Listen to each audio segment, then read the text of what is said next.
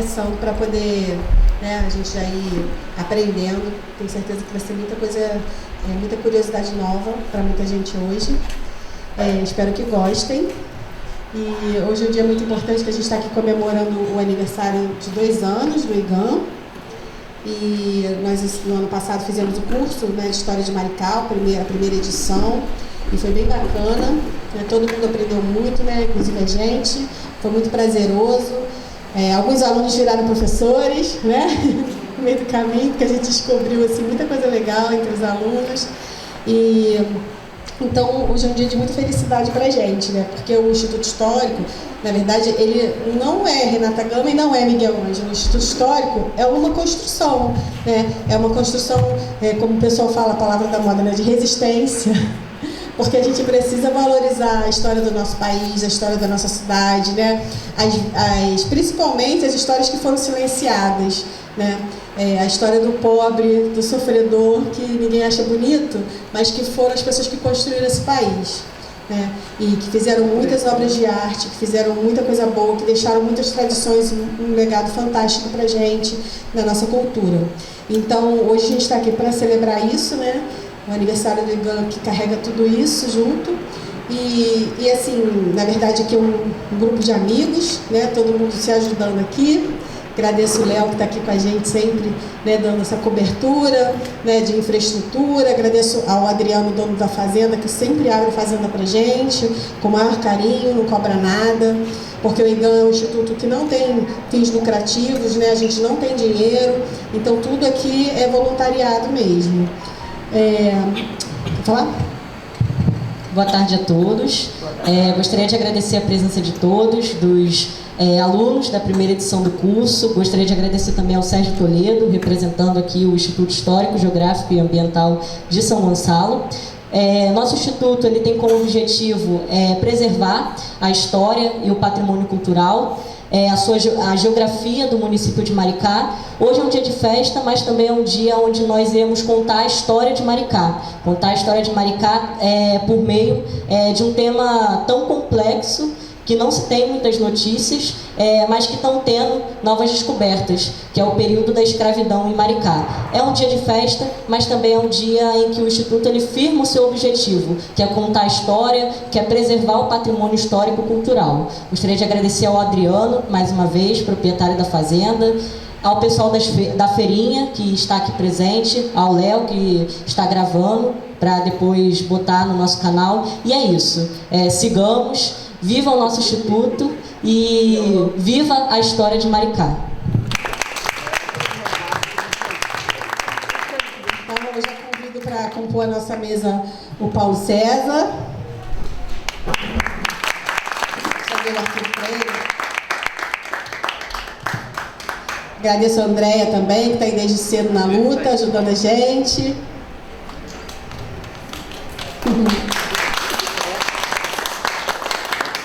O Andres, maravilhoso. O Andres, que a gente fez o curso, né? E a gente no final, quando foi ver, ele é membro do IGAM. E assim, ele foi em todas as aulas. Até eu, que sou organizadora, não fui em todas, mas ele foi em todas.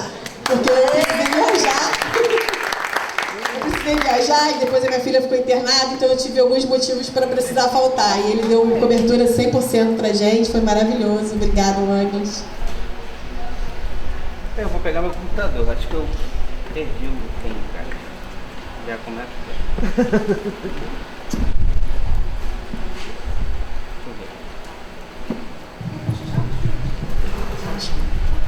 Gostaria de chamar aqui também os historiadores Richard e Vitor para participar da roda de conversa. Eles também têm muitas contribuições e que também hoje serão empossados como associados do IGAM.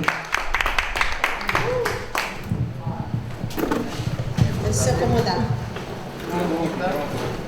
Sérgio Toledo, por favor, também. Vem aqui somar com a gente, por favor.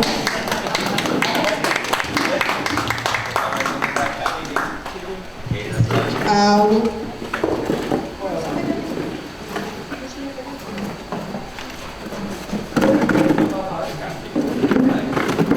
O pessoal que tá aí, não vou ficar na frente de lá pra você. Oi, Bob. Oi, querida. Obrigada pela presença na TVI, nossa TV de Itaipuaçu. Sempre cobrindo todos os eventos com carinho. São maravilhosos. Beijo para a Verinha. Obrigado. Para o Roberto. Muito obrigado. Chegou o pessoal do canal da Utopia também. Oi, Michel. Obrigada. Gente, isso aí é carinho, sabe? Porque a gente não trabalha com dinheiro, a gente não está dando nada para ninguém. O que a gente oferece aqui é realmente a amizade e conhecimento que a gente busca, né? Então, assim, isso é muito gratificante quando a gente recebe as pessoas, né, que estão, de uma certa forma, reconhecendo o nosso trabalho para poder multiplicar isso, porque não é fácil multiplicar conhecimento quando não se tem dinheiro, né? Infelizmente, algumas pessoas só se aproximam da gente quando a gente oferece benefícios, principalmente financeiros, né? E assim, é difícil no Brasil realmente a gente conseguir construir alguma coisa só na pureza do coração, né? Mas graças a Deus o Instituto vai agregando pessoas que têm o mesmo ideal e acreditam, né, nesse mesmo objetivo, e assim a gente vai crescendo com qualidade, porque o que interessa pra gente é qualidade, não é número. É o que eu falo também do Gamirim. O Instituto Histórico de Maricá é o único do Brasil com a categoria Mirim. Mas também não é fácil, porque assim, as pessoas às vezes acham que a gente vai oferecer colônia de férias, não é isso. A gente quer crianças que tenham interesse em estudar, como biologia ou geologia. Só que assim, para a gente conseguir trazer as crianças também é difícil, porque elas dependem dos pais, os pais também têm agenda, né? Então não é fácil. Mas nós temos crianças assim, sensacionais, né? Assim como o Miguel, que já está adolescente, com 13 anos. Nós temos crianças que são apaixonadas por geologia, por biologia, né, dinossauro, astronomia. Então, a gente vai dando um caminho para essas crianças, né? Porque quando eu conheci o Miguel, ele tinha acabado de vir morar em Maricá, era apaixonado por história do Brasil, e quando ele abriu a boca, eu falei, gente, isso é um anão, isso não é uma criança. Porque assim, ele já sabia muito de história do Brasil com 11 anos. E aí eu fiquei pensando, a gente tem que dar oportunidade, né, para as crianças, porque muitas vezes na escola pública, como é o caso dele, agora não, mas na época era, ele não tinha oportunidade nem de estudar história, né, Miguel? Ele estudava português e matemática, por causa da prova do SAEB, né, e assim, ele precisava ter oportunidade de se aprofundar na história, que era a paixão da vida dele, né? Eu com 12 anos já queria ser arquiteta, não conhecia nenhum arquiteto para conversar. Eu achava que eu queria ser arquiteta, mas assim, eu só fui conhecer os arquitetos depois, acho que na época da faculdade mesmo. E assim, ainda bem que eu fui seguindo o meu instinto, né? Porque é complicado você querer uma profissão, arqueólogo, você não deve ter conhecido ninguém antes quando era criança, né? A Lorena que faz arqueologia. Porque assim, são profissões que muitas vezes não estão no nosso círculo de família, né? Não estão no nosso círculo de família. E para criança é mais difícil.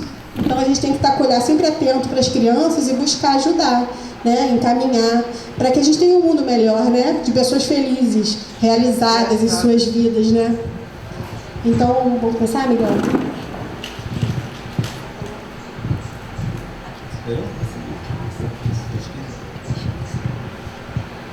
Boa tarde a todos. Boa tarde. Eu tenho 20 minutos e eu trouxe um monte de coisa. Que bom! Me chamo Paulo César, sou formado pela UF e atualmente faço mestrado pela Universidade Federal Rural do Rio de Janeiro. E desenvolvo a pesquisa sobre famílias escravas, relações de compadrios e alforrias de pia batismal, que é aquelas alforrias concedidas mediante o batismo na igreja, no início da vida da criança, né? Maricá não está entre os estudos relativos à escravidão e muito menos à família escravizada. Só para contextualizar, por muito tempo a família escrava foi tida na historiografia brasileira como inexistente. Foram pautadas como anômicas, promíscuas, imperava a devassidão entre as relações familiares. Por quê? Como que abordava a historiografia brasileira nesse período? A historiografia brasileira era muito pautada pelos relatos de viajantes que passaram pelo Brasil ao longo de sua história. Inclusive, viajantes como Charles Darwin, o francês Charles Ribeiroles, que contemporâneo da escravidão, né? Ele passou por um dos relatos destacados desse, Charles Ribeiroles, foi assim: nos cubículos negros jamais vi uma flor, lá só existe dor, não existe esperanças e nem recordações. Essa historiografia, a partir da década de 1960, começou a ser revisada com os estudos demográficos, com o desenvolvimento da demografia histórica na França. Então foi surgindo alguns estudos demográficos que passaram a utilizar fontes que retratassem os escravizados, que não retratassem apenas só a visão daqueles viajantes ou historiadores e pesquisadores que aqui descreviam a família como anômica, como inexistente. E na verdade, 4 desses trabalhos foram desenvolvidos pela professora Hebe Matos, pelo professor Robert Slanes e pelo professor José Flávio Mota e o Manolo Florentino Igóes, que utilizaram fontes que retratavam os escravizados, como testamento, registros paroquiais de batismo, casamento, registros da polícia, porque os escravizados, eles entravam na justiça contra os seus próprios senhores. Interessante, né? Porque até então não existia essa visão. Por quê? As fontes utilizadas não capturavam só o olhar do escravizador, não do escravizado. Podemos passar para o próximo slide? Então, várias pesquisas então foram sendo desenvolvidas sobre a escravidão, sobre as famílias cativas, e inicialmente essas pesquisas ficaram concentradas no Sudeste, né? Principalmente nas regiões de plantation, que eram as regiões que produziam para o mercado internacional, né? Como Campinas,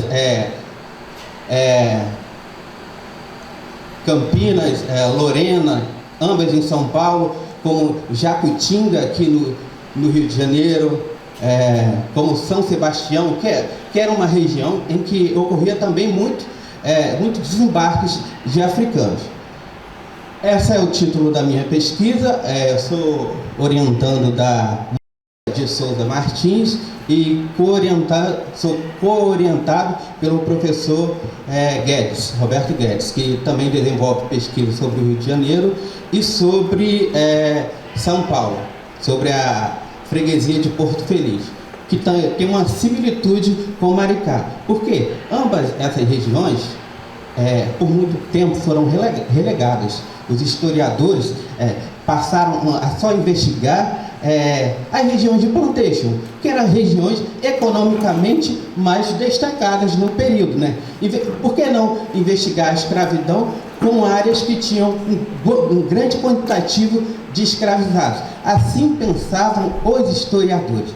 Com a avançada das pesquisas, novas foram desenvolvidas e foram inserindo regiões do interior do país. Já existe pesquisa sobre o Mato Grosso, sobre o Recife, sobre o Amazonas, sobre o Pará, e atualmente no estado do Rio de Janeiro diversas pesquisas estão sendo desenvolvidas em regiões do interior. Minha pesquisa então se insere nessa lacuna aí atual. Eu queria iniciar então contextualizando economicamente e demograficamente a nossa região, para, se der, eu conseguir alcançar o objetivo central da nossa palestra de hoje. Pode passar? Então, esses são as capas dos livros que eu mencionei agora há pouco. Esse é o do Manolo, Hebe Matos, Robert Slanes e Flávio Mota. Pode passar, por favor?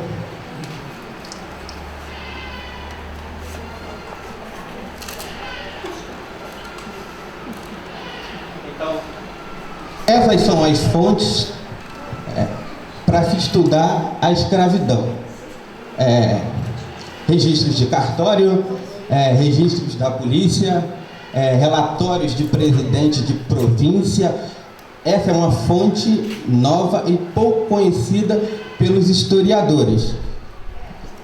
E ela está totalmente digitalizada. Basta entrar no Google lá, relatórios de presidentes de província, que ele vai te encaminhar para uma base em que existe esses relatórios de 1832 ao final da escravidão. E nesses relatórios, que eram produzidos pelo Estado, né, pelos presidentes de província, que hoje são os governadores, lá tem a quantidade de escravizados, levantamentos populacionais, né, que categoriza a população em branca, preta, parda, cabocla, indígena, e divide por condição, né, os livres e os escravizados. E interessante que nos relatórios de presidentes de província há também a quantificação, a origem dos escravizados. O relatório de presidente de província de 1848, por exemplo, lá tem a quantidade de africanos e de crioulos presentes em Maricá naquela época. O relatório de presidente de província, publicado em 1858, também hierarquiza a população, tanto por condição quanto por naturalidade ou procedência. Nesses dois relatórios de presidente de província que eu mencionei aqui agora, a população africana de Maricá ultrapassa aos 35%. Boa parte. Aí eu peguei então esse relatório de presidente de província e eu cruzei com os registros de batismo para identificar a procedência desses africanos. E muito interessante que lá eu encontro escravizados africanos da Mina, do Congo, Rebolo, Inhambanha, que é uma região da África Central, Moçambique, Santa Helena, e aí vai diversifica. É uma variedade enorme de africanos de várias áreas do continente africano. Não é só, em Maricá não foi só a escravidão banto, mas foi uma escravidão diversificada, africana. Então já quebra aí com uma historiografia tradicional que imputa, que categoriza a região como banta, não é? E já como que eu entrei na questão é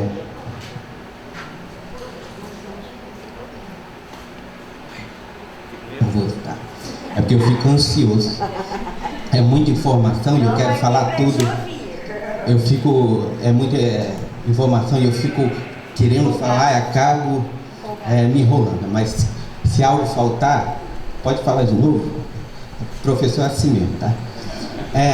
Então, já que eu entrei na questão da escravidão africana, outra novidade que minha pesquisa demonstra é que Maricá esteve inserida na rota do tráfico transatlântico de africanos. Aqui foram desembarcados mais de 15 mil africanos entre 1835 e 1850. E, então tem esse quantitativo, né? Só contextualizar para dar um retorno, igual o professor faz. Em 1831 foi assinada a Lei Feijó, né, que proibia o tráfico transatlântico para o Brasil. Foi um acordo assinado pelo Brasil e pela Inglaterra, né? E a Inglaterra ficou de fiscalizar o litoral do Brasil, né? Monitorou todo o litoral brasileiro e o Cais do Valongo, localizado no centro histórico da cidade do Rio de Janeiro, foi o maior porto de desembarques de africanos das Américas.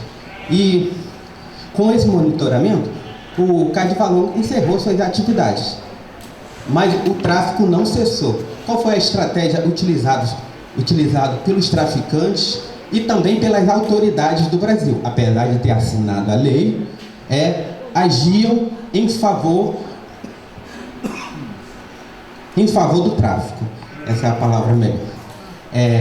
Então, esse tráfico dispersou-se pelo interior do Rio de Janeiro. Maricá passou a receber desembarques de africano, Macaé começou a receber, Campos dos Goitacazes começou a receber, Cabo Frio começou a receber escravizados, e Maricá, entre 35 e 50, recebeu nada menos que 13% do total de africanos importados pela província do Rio de Janeiro. Isso não é pouca coisa não, gente.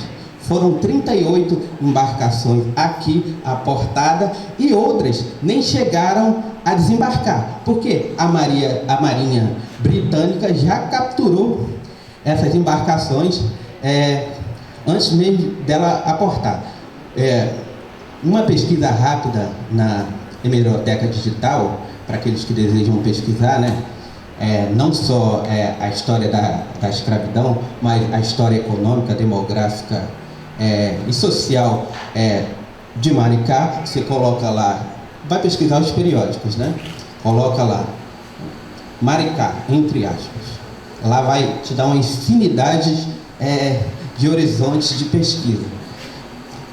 E lá encontra-se, por exemplo, no jornal Fênix de São Paulo, lá tem um quantitativo de embarcações vinda da África, capturada pela Marinha Britânica, para regiões de Maricá. Na verdade, os portos de Maricá, descrito na base de dados do Slavery Voyage, que é a base que foi desenvolvida pelos norte-americanos em parceria com universidades do mundo todo, né? Inclusive britânica. Boa parte dos arquivos estão dos documentos sobre tráfico estão no arquivo britânico. Fez um levantamento, né? E nessa base de dados lá está descrito a quantidade de cativos embarcados, a quantidade de cativos desembarcados. Nem todos embarcados chegavam vivos nos portos de desembarque. Muitos morriam, né? Nesse trajeto, que era trágico. Aí tem a região da onde vinha esse cativo, tem o nome do capitão da embarcação, tem o nome da embarcação, etc. e tal. Só para lembrar, base de dados dos Slavery Voyage. Uma perguntinha, curiosidade aqui. Quando os ingleses interceptavam os navios com escravos, para onde esses escravos eram levados? Olha, a partir da lei de 1831, a lei Feijó, né, assinada no fim da regência, todos esses africanos embarcados, né, pela lei, eram considerados libertos. Mas pela lei. Mas eles não adquiriam a liberdade. Inclusive, os próprios ingleses que possuíam colônias na América Central utilizavam desses africanos, dessas pessoas capturadas, né, para utilizar nas suas plantations. Aí a gente vê que é bem contraditório a lei, é muito contraditório o contexto em geral. Utilizavam suas plantations da América Central que produziam açúcar. O maior o produto, podemos dizer, desde o início da colônia até o século XVIII, de maior valor, junto com o café, né, no mercado internacional. E por que os ingleses utilizavam esses escravizados em suas plantations? Porque vivia o período da Revolução Industrial, né? O período de ascensão das fábricas, né? E os escravizados, as pessoas, aliás, que eram utilizados nas fábricas inglesas, tinham que tomar algo para manter o corpo fortalecido, né? O café adoçado com açúcar, etc. e tal. Mas retornando, então, nesse período destacado aqui, Maricá se insere no tráfico e Maricá, outra novidade. Em leituras tradicionais aqui da cidade, a gente vê que Maricá não se integrou no mercado de exportação, no mercado de abastecimento. Totalmente equivocado essa visão. Maricá era um grande produtor de alimento e abastecia a cidade do Rio de Janeiro, São Gonçalo, Itaboraí, abastecia Minas Gerais, isso no século XVIII, no século XIX, abastecia após a chegada da família real ao Brasil, né? E aqui a lavoura de alimento e a lavoura de cana-de-açúcar e café cresceu enormemente. Por quê? E se cresceu a lavoura, quem era utilizado nas lavouras agrícolas? Quem, gente? Os escravizados, majoritariamente, né? A gente não pode esquecer que, apesar de Maricá ter uma população que na década de 1840 ultrapassava a população escrava, na década de 40 ultrapassava a quantidade de pessoas livres, boa parte da população era pobre, preta e parda. Para ter uma ideia, quando chega o censo de 72, 76% da população de Maricá é preta e parda, de ascendência africana, né? E essas pessoas, mesmo após ganhar a liberdade, não tiveram auxílio, né? Para se manter vivo, trabalhavam como agregados nessas fazendas. Vamos dar continuidade, pode passar. Então, Maricá entra a cena, já entrou há algum tempo. Onde desembarcavam os escravizados aqui em Maricá? Vou dizer. Segundo a base de dados do Slavery Voyage, ele identifica duas regiões portuárias. Uma chamada Porto Maricá e a outra chamada Porto Ponta Negra.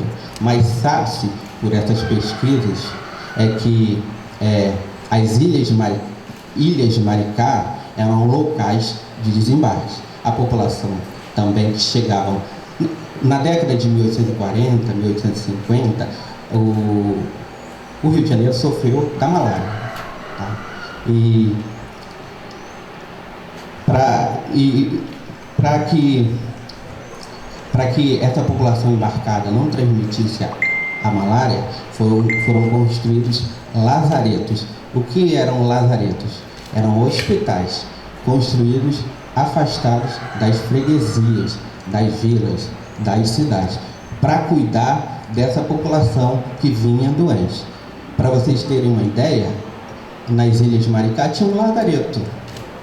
E boa parte dos trabalhadores desses lazaretos eram africanos livres, cuidando de africanos desembarcados, né?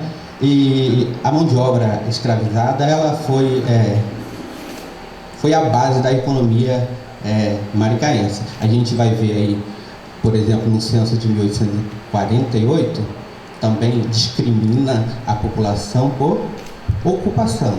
Boa parte da população de Maricá estava envolvida nesse momento na lavoura. Como eu disse, Maricá abastecia cidades importantes da província do Rio de Janeiro. Pode passar? Pode avançar. Vou pular aqui. Vou pular umas coisas, senão eu não vou ter. Então, esse é o primeiro levantamento populacional na época da capitania do Rio de Janeiro, tá? Ele foi publicado em 1687. Como que foi feito esse levantamento populacional? As autoridades da capitania foram em várias freguesias, arraiais, e pegaram os livros de batismo, casamento, óbito, que registravam também testamento. Para quem quiser iniciar a pesquisa, pelo menos até o século XVIII, vários padres das freguesias e vilas registravam testamentos, principalmente das pessoas da elite carioca, da elite fluminense. Nesse primeiro livro aqui de batismo, na verdade não é livro de batismo, é um livro de casamento, de óbito e de testamentos, que é o livro 2, que foi passado recentemente ali, é o livro 2, e lá tem alguns testamentos. Inclusive, tem uma página fazendo uma página do Facebook chamada História da Escravidão em Maricá. Recentemente eu coloquei lá, publiquei o registro mais antigo de casamento existente na cidade, no município de Maricá, né? Que dá. Então, esse é o livro 2. Ele registra casamento, óbitos e testamento. Cadê o livro 1? Desapareceu. É possível que a gente está estudando nesse período e deve compreender Maricá como uma região. Tá? Essa região englobava Niterói, São Gonçalo, englobava Itaboraí, Macacu, Santo Antônio de Sá, na época, né? E Rio Bonito. Para vocês terem uma ideia, no primeiro levantamento sobre a produção econômica da capitania do Rio de Janeiro, foi em 1778, Maricá, naquela época, fazia parte do 10º distrito da capitania. A capitania tinha 10 distritos, e Maricá era a cabeça do distrito chamado Maricá, que englobava Itaboraí e Rio Bonito. Nessa época, Maricá posiciona-se como o terceiro maior produtor de cana-de-açúcar e aguardente da capitania do Rio de Janeiro. Não é pouca coisa. A gente vê hoje, percebe que algumas pessoas acreditam que Maricá era apenas uma região de passagem, mas não, tinha uma importância econômica muito grande, desde que iniciou o processo de colonização.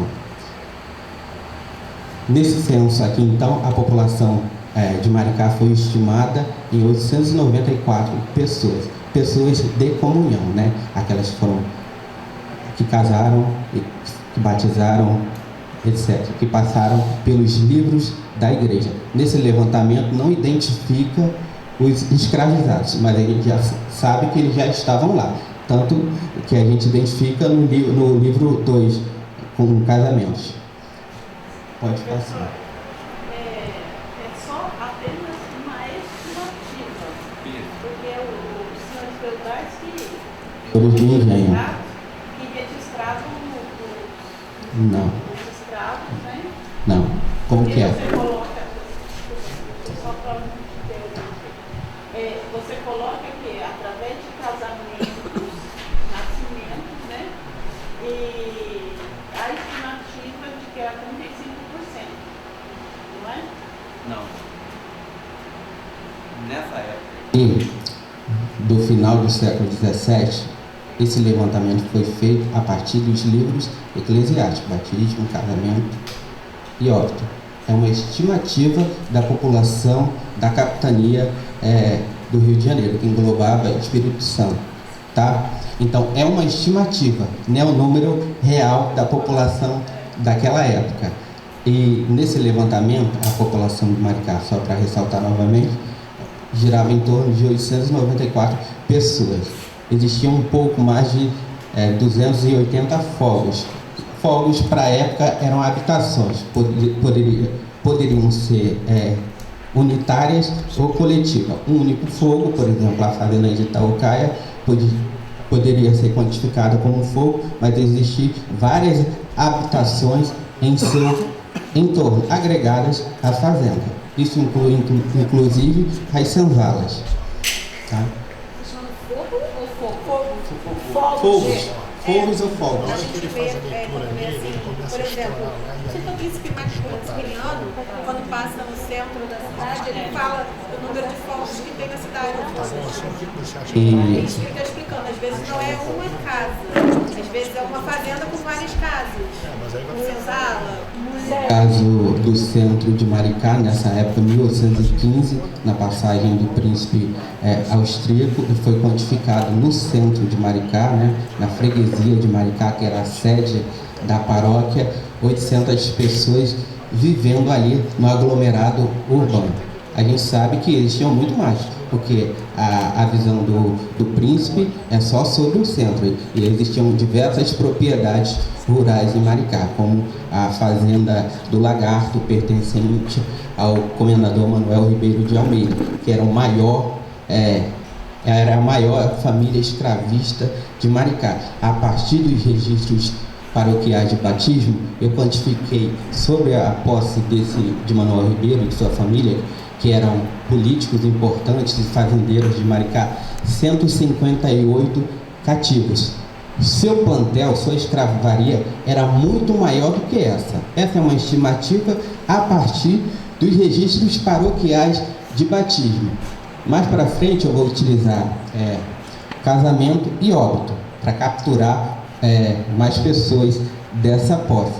Mas interessante também, que aqui tem vários pesquisadores, é utilizar inventários, porque o inventário e os testamentos capturam a posse daquele senhor naquele exato momento. Por exemplo, no geral, os senhores da elite faziam testamentos perto de morrer, né?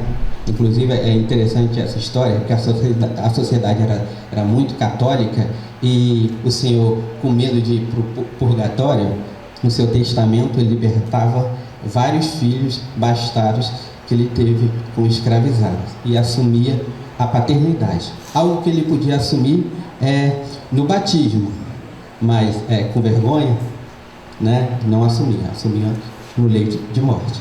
Mas, por exemplo, em Maricá, nesse meu levantamento, com 3 livros de batismo, 96% das crianças que foram batizadas foram alforriadas no batismo. Nenhum senhor assumiu a paternidade. Minha hipótese é que algumas dessas crianças eram filhos desses fazendeiros. Só que como que constata isso? Através do testamento, do inventário, dá para confirmar essa tese. Mas a gente identifica também nos batizados alguns padrinhos comprando a alforria do seu afilhado. A gente vê tios, que não são tios, comprando a alforria, e outros parentes, né? E muitos senhores, por exemplo, eu tenho uma escravizada que eu investigo, chamada Rosa de Nação. Nação é um termo para identificar a sua procedência africana, né? Essa Rosa de Nação, ela teve 6 filhos do comendador João José Pacheco. Cheguei no nome dele, João José Pacheco. E esse João José Pacheco, então, liberta na pia batismal 6 filhos dessa escravizada Rosa. E interessante. E ele não assumiu a paternidade de nenhum, né? Aí depois, eu fazendo a pesquisa, né, que eu fiz um levantamento bem amplo, fui no registro de casamento, eu encontro uma figura chamada Antônio José Pacheco, filho natural de João José Pacheco. E esse Antônio, ele também possui um número de escravizados significativo nesse período. Minha hipótese também é que esse Antônio é aquele filho libertado na pia batismal pelo major. Por quê? O João José Pacheco era casado, né? Casado na igreja, e quando se casa na igreja, suas proles, seus filhos são consideradas legítimas. É assinado lá. Por exemplo, vou utilizar o exemplo de uma escravizada pertencente a Manuel Ribeiro de Almeida. O nome dela é Paulina. Ela teve 3 crianças batizadas, uma na Igreja Matriz de Maricá e as outras 2 na Capela da Saúde, que era a capela que fica em Ubatiba e fica mais próximo da fazenda de Manuel Ribeiro, que era a fazenda do Lagarto. Lagarto, Silvado, Caboclo, entre outros. Então, essa Rosa, ela teve 3 crianças, né? Como eu tinha dito. A primeira foi, no batismo, foi escrita assim. Eu não vou me lembrar o nome correto aqui, mas eu vou inventar um nome. Mas pode ser que seja.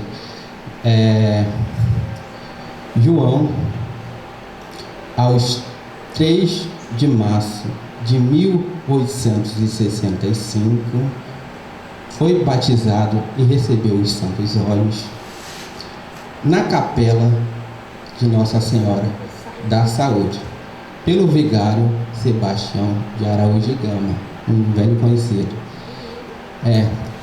Era filho natural de Rosa de Nação.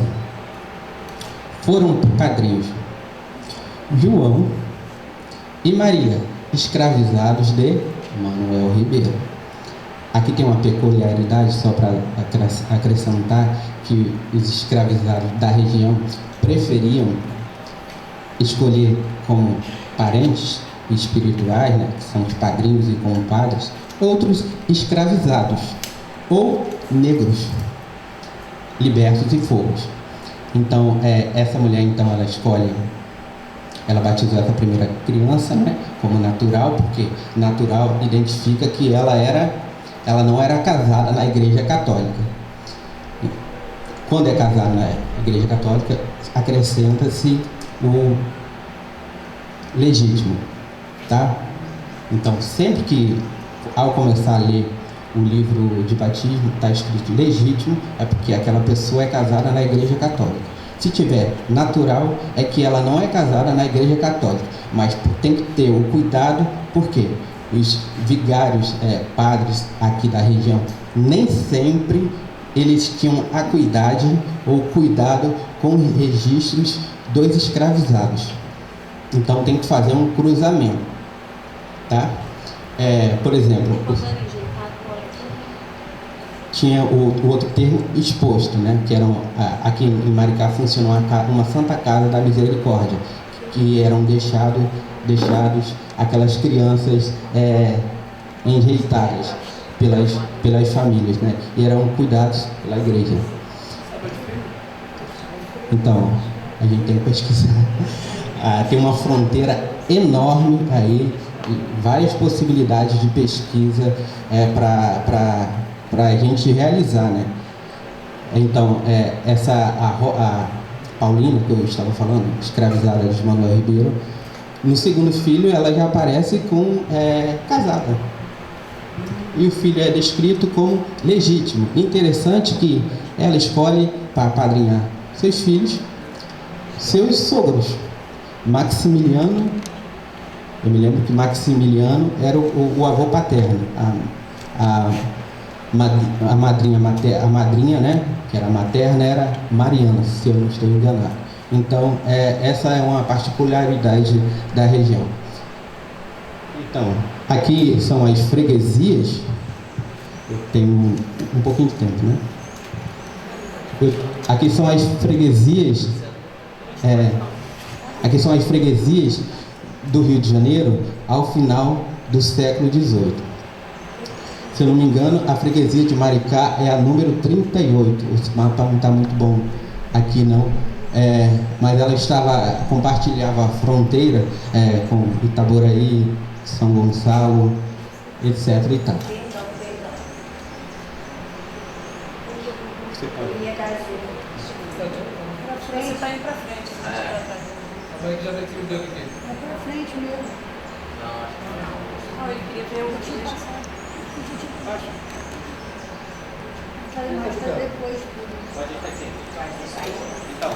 Esse é o primeiro levantamento demoeconômico realizado ao final do século XVIII.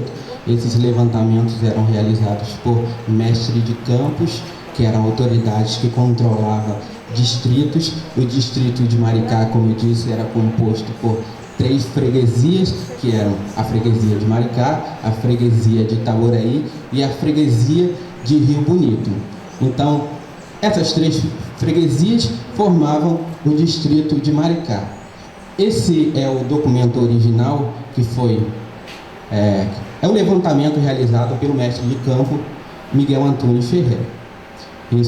Esse levantamento ele foi encaminhado foi entregue, aliás, ao Marquês de Lavradio, né? Que todos os mestres de campos nesse período fizeram levantamento dos distritos e encaminharam então ao Marquês de Lavradio. Foi publicado tudo isso. Esse documento é o original, está disponível no Arquivo Nacional.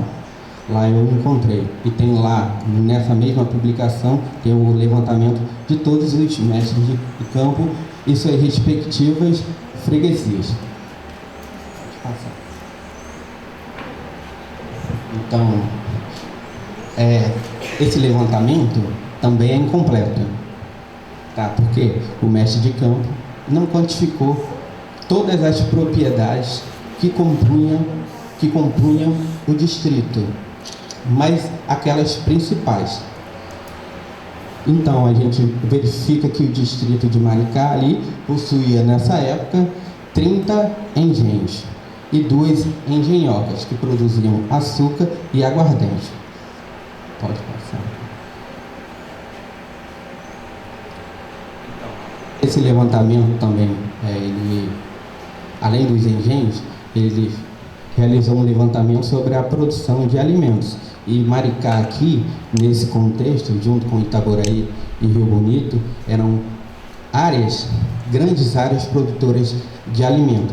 Em 1765, se eu me perco às vezes na data, o Rio de Janeiro foi elevada à capital do Império, a capital do Brasil, né? Então, toda a estrutura administrativa veio para a cidade do Rio de Janeiro. E nesse período, o destaque que era Minas Gerais, que estava no auge da mineração, passa para a cidade do Rio de Janeiro, que tem um crescimento demográfico elevadíssimo. Aumenta o número de pessoas, né? E a cidade, nessa época, não tinha condições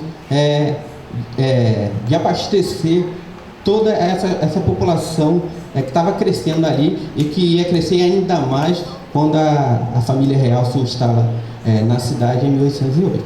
Então, várias regiões do Brasil, Rio Grande do Sul, Minas Gerais, São Paulo, Mato Grosso na época, passam então a fornecer gêneros alimentícios para a cidade do Rio de Janeiro, que também exportava parte dessa produção, tá? Então essas são as quantidades em alqueires produzidos e levantados pelo o mestre de campo em 78.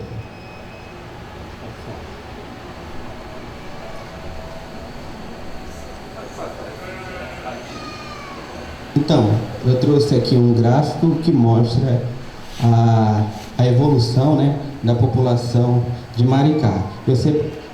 A cor azul, a cor verde, aliás, é o crescimento da população total. A cor azul, não, a cor laranja, né, a evolução da população escravizada de Maricá. E a verde azul, é a população dita livre, inserida pretos e pardos, caboclos, etc., indígenas. E vocês podem observar que na cor laranja, que na década de 1840, a população escravizada de Maricá ultrapassa a população livre. Mas decresce, né?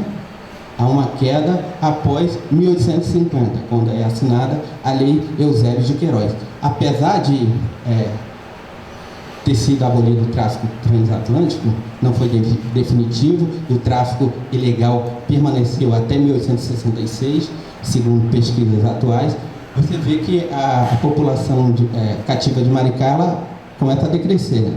Começa a decrescer, mas os fazendeiros aqui de Maricá estavam tão fortalecidos nessa época que conseguiram manter boa parte do seu plantel. Você vê áreas próximas ou em outras localidades de São Paulo, do próprio Rio de Janeiro, que há uma queda drástica do quantitativo de escravizados nessa população. Maricá não. Chega em 72 com 34% da população sendo cativa. Isso é um dado muito significativo. E você identifica, já nesse final da escravidão, você identifica fazendas enormes, tendo quase 200 escravizados, como eu estava falando agora. Entre elas, as fazendas, né, o conjunto de fazendas que pertencia a Manuel Ribeiro, Francisco Ribeiro de Almeida, João Ribeiro de Almeida, Joaquim Ribeiro de Almeida, que eram familiares, né? Eram irmãos, né? E interessante que esses grandes fazendeiros atuavam na política, eram vereadores, eram juiz de paz, juiz comercial, eram delegados, subdelegados de polícia e atuavam junto ao Império para, por exemplo, eu disse que Maricá forneceu bastante alimento para a cidade do Rio de Janeiro, né? As estradas aqui eram precárias. Então, a Câmara Municipal de Maricá começa a expedir vários ofícios para a Assembleia Legislativa do Rio de Janeiro. E aqui vira um canteiro de obra. Aqui tinha uma estrada, por exemplo, chamada Estrada Geral, que vem depois da Estrada Real de Maricá, que ela se estendia de Niterói, à época Praia Grande, e até o Espírito Santo. E vários trechos dessa estrada, principalmente os trechos ligados a Maricá, passam por diversas melhorias, né, para destravar o trânsito, o tráfego que existia aqui na região. Para vocês terem uma ideia, em 1848, o presidente da Câmara Municipal de Maricá, se não me engano, era também da família Ribeiro de Almeida, eles pedem um ofício para a Assembleia Legislativa do Rio de Janeiro.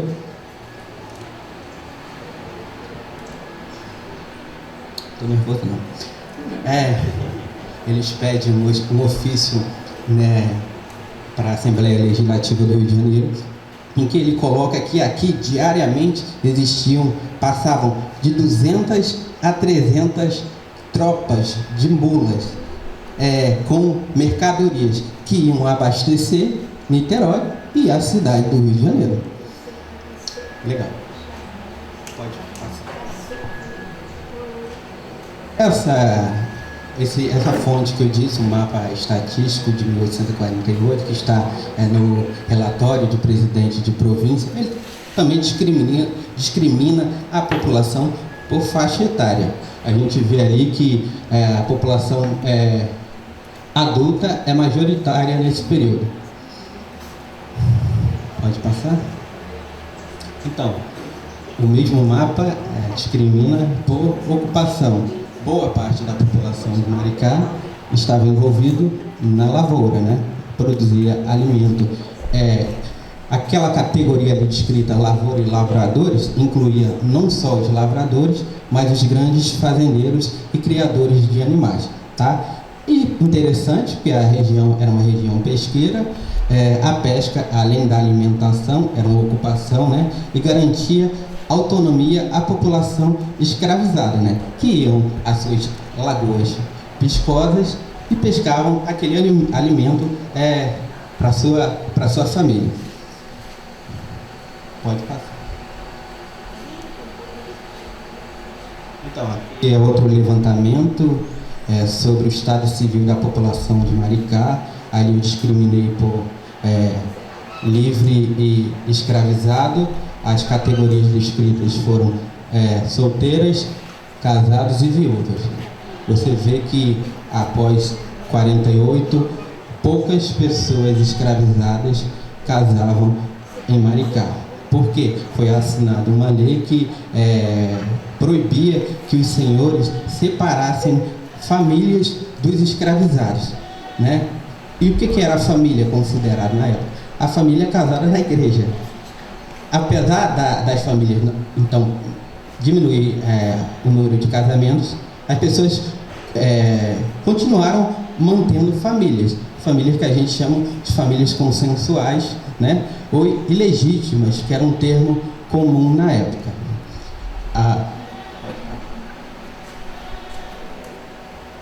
Pode Essa também é outra fonte original e que ela é de 1878.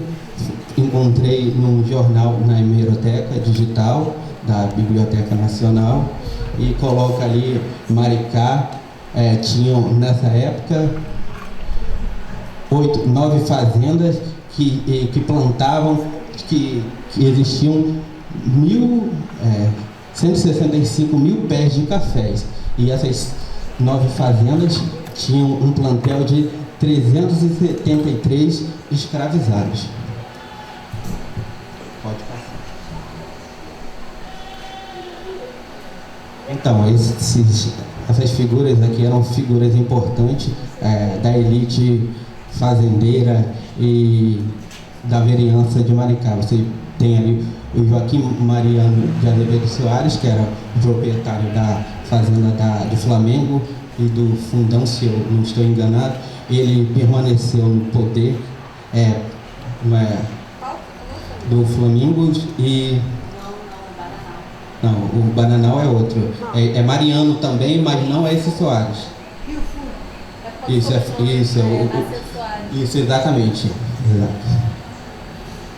Então, o Joaquim Mariano de Azevedo Soares, ele permaneceu por muito tempo no poder em Maricá. Esses dados todos eu recolhi aí no Almanac Laemert, que é o almanac administrativo e comercial da Corte do Rio de Janeiro, nessa época, e que faz um levantamento de todas as vilas e municípios fluminenses desse período. O outro foi o Manuel Ribeiro, foi presidente da Câmara, vereador, etc., e conselheiro municipal, juiz de paz. E lá tem o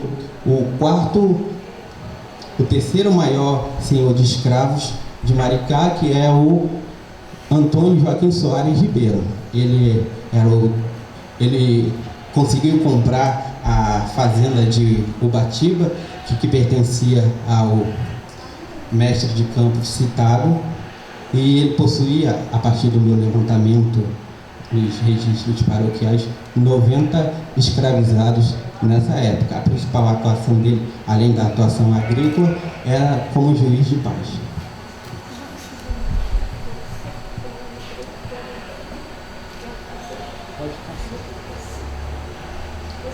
Então, aqui são os registros levantados e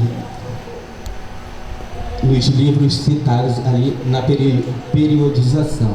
No primeiro livro eu só consegui identificar lá 60 batizados de escravizados, no segundo 21 e no terceiro 43. No próximo, aí é que está o interessante, é porque nesse período eram livros de batismo misto, que incluía livres e libertos e escravizados. E nos livros de batismo misto, a quantidade de batismo de escravizado é bem inferior. Em 1863 é aberto um livro específico para batismo de escravizado. E olha o salto que a gente tem ali. Passamos de 43 para 1777. E interessante que os livros de óbito, apesar de serem para óbitos, registravam batizados também. Por esquecimento ou alguma coisa do momento, os vigários registravam no óbito e depois transpassavam para o livro de batismo. Nem sempre conseguiam. Tá? Então, essa variação de batizados anual, a partir daqueles livros ali, quantificados naqueles livros. Ali, o anterior. Aqui eram os locais onde eram realizados os batizados. Interessante que aqui a gente já coloca a fazenda de Itaucaia, mencionada pelo vigário Sebastião de Araújo de Gama na época como Capela de Itaucaia ou Oratório de Itaucaia. Os batizados foram realizados majoritariamente na Igreja Matriz de Maricá.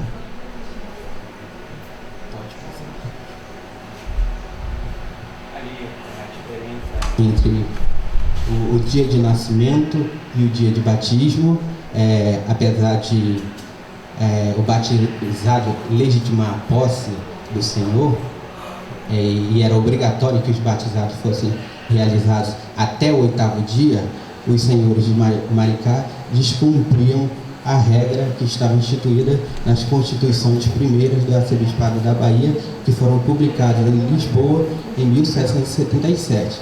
E essa legislação eclesiástica valia para todo o Império do Brasil, a colônia na época, né?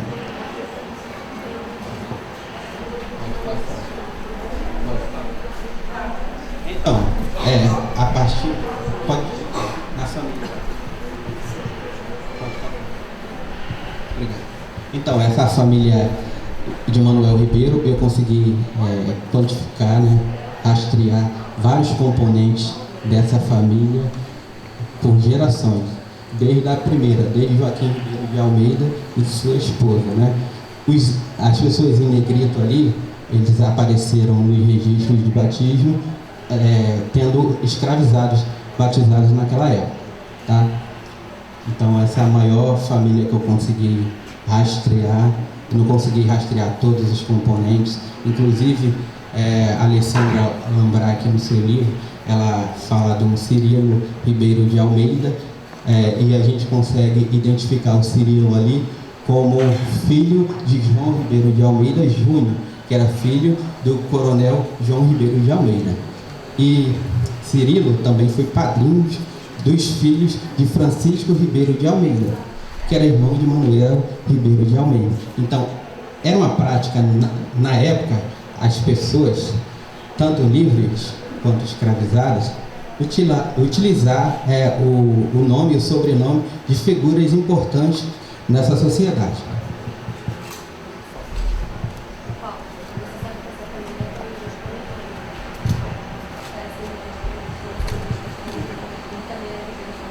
Também é interessante, ainda não cheguei nessa geração. Então, a partir dos registros de batismo, essas foram consegui identificar as famílias escravizadas, né? Elas eram compostas majoritariamente por casais que não eram casados na Igreja Católica. Gira em torno de... interessante também para mostrar ali, que ali aparece, além das crianças naturais e ilegítimas, a adulterina. O que era uma pessoa adulterina? Na época, era a mulher, o homem que tinham filhos fora do casamento. E nessa documentação eu consegui identificar uma criança dessa forma, sendo identificada dessa forma. Pode. Então, ali é a composição das famílias cativas de Maricá, no período de 1835 e 1872. As famílias eram majoritariamente matrifocais, né? Compostas por crianças e suas mães.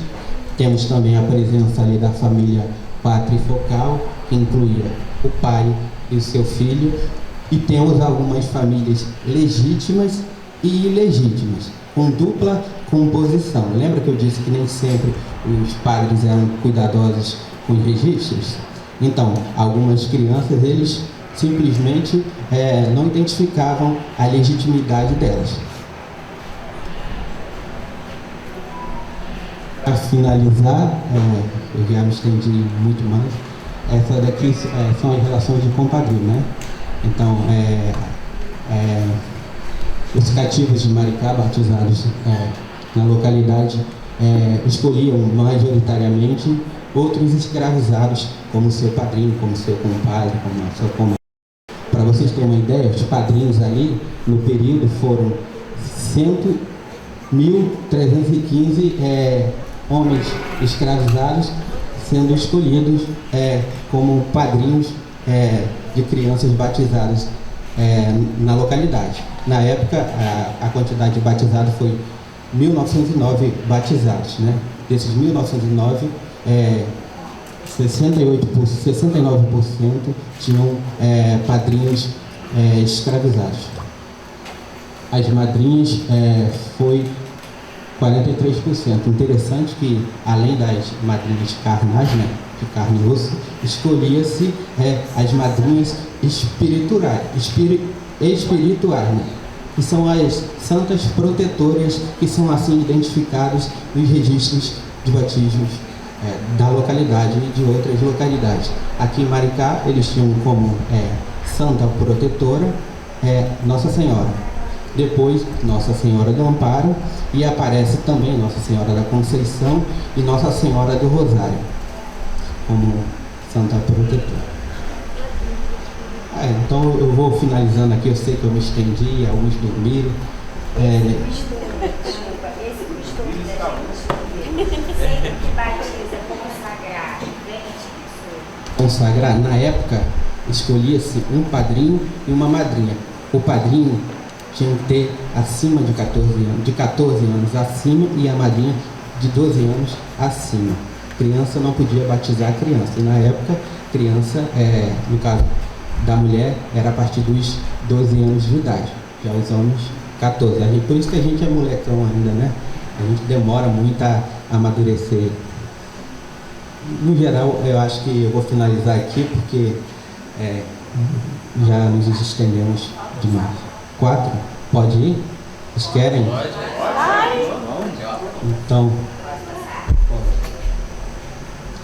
Então, aqui, como eu falei, né, a partir dos 1909 batizados, eu nem coloquei todos ali, 113 crianças foram alforriadas.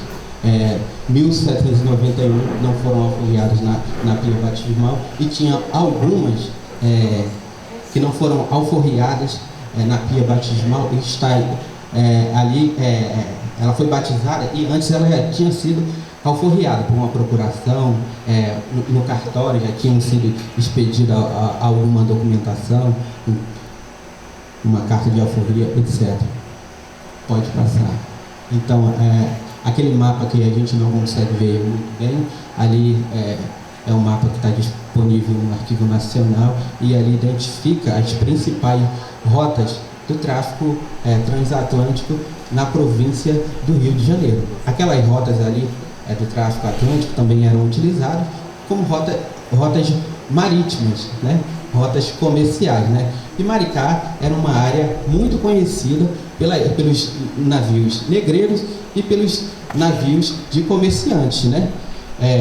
Recentemente eu também publiquei que aqui passavam, por exemplo, no litoral maricaense, passavam navios que forneciam alimentos, mercadorias para Uruguai, para Argentina, e a gente acha que essa área aqui, que até recentemente era dita como uma área de veraneio, não era bem assim nessa época, era uma área muito movimentada. Tanto que a Maricá, nesse contexto, tem um dos maiores plantéis de escravizados da província do Rio de Janeiro. E os plantéis aqui, as escravarias, só para refrisar, eram enormes. Então, nesse período ali, eu coloquei ali, ó, 1836, 1850. Eu acho que na minha fala anterior eu falei 1835. Então, estou me corrigindo aqui. E nem todos aqueles anos ali, entre 36 e 50, houve desembarques. Mas, nesse período, totalizaram 38 desembarques no litoral maricaense, com aquela quantidade ali de africanos. Então, eu disse que esses registros especificavam várias questões demográficas ali, né? Por exemplo, naquela embarcação ali que eu capturei,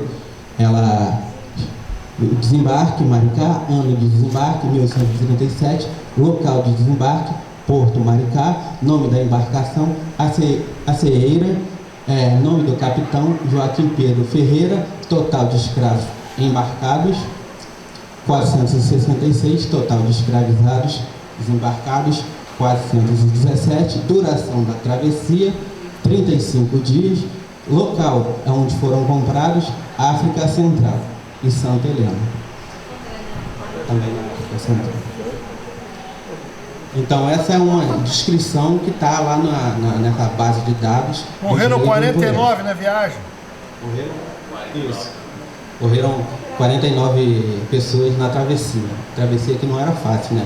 Alguns pesquisadores da UF já realizaram pesquisa dizendo, por exemplo, que o tráfico transatlântico mudou a rotina no oceano. Por quê? Essas pessoas que faleciam eram jogadas no mar, em que a rota do tubarão, exato. Você tinha uma pergunta? Não era para fotografar, já fotografei. Então, eu finalizo por aqui, desculpe a minha extensão.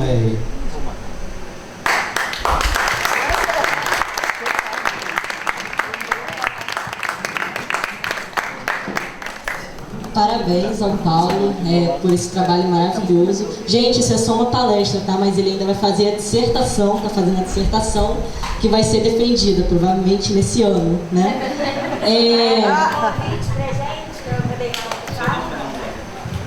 Olha só, a vida da gente é cheia de imprevistos, né? E eu não sei se eu vou conseguir defender essa dissertação, porque eu exagerei os dados demográficos para analisar. E eu estava agora finalizando o primeiro capítulo, né, revendo o primeiro capítulo, e eu já mudei tudo. Isso... não pode estar vendo. Então, aí tem esse problema. Mas ela vai ser defendida em algum momento. E virão outras coisas para acrescentar, tá? Tomara, muito bom seu trabalho. Parabéns. Então, Paulo, a gente tem uma homenagem para você, porque a gente ficou muito feliz em te conhecer e também conhecer esse trabalho riquíssimo, né, inovador, sobre tanto material que ainda poucos pesquisadores haviam feito, né, explorado esse material. E por conta disso a gente quer te dar a medalha do nosso instituto, Charles Darwin.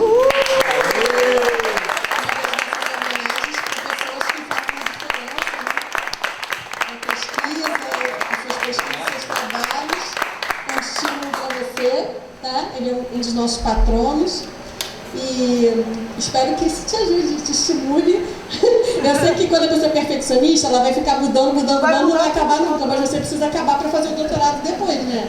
Senão não fica nada para o doutorado. Metade vai, né? Eles dividem os dados, metade vai agora e metade no doutorado. Existem várias lacunas e eu acabei me empolgando nessas lacunas.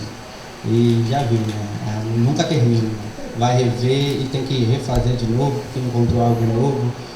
Ontem mesmo eu estava fazendo uma pesquisa, inclusive mandei um material pro Miguel, e que eu tive que rever o que eu tinha escrito, algumas questões. Então vai ser defendido um dia, não vai demorar tanto, tá? É porque a história é um quebra-cabeças, né? A gente vai encontrando as pecinhas, assim, para quem gosta, é muito prazeroso, né? Encontrar, né? Descobrir coisas novas, né? E completar uma árvore genealógica, igual acho que você montou. Assim, é muito gostoso para quem curte isso, né? Acredito que quando a gente a gente encontra o que nos dá prazer, é muito realizador, né? E eu acho que você encontrou, né? Eu encontrei e eu falo também, corto todo mundo do campo. Eu acabei não agradecendo, eu agradeço a Renata, agradeço o Miguel, agradeço a oportunidade que vocês estão me dando desde o início do curso, tiveram que me aguentar. Não é assim não, é aquilo ali, mas isso só acrescenta a vida do pesquisador e eu sou muito grato a vocês pela oportunidade, inclusive de estar aqui ministrando essa palestra que ultrapassou o tempo desejado.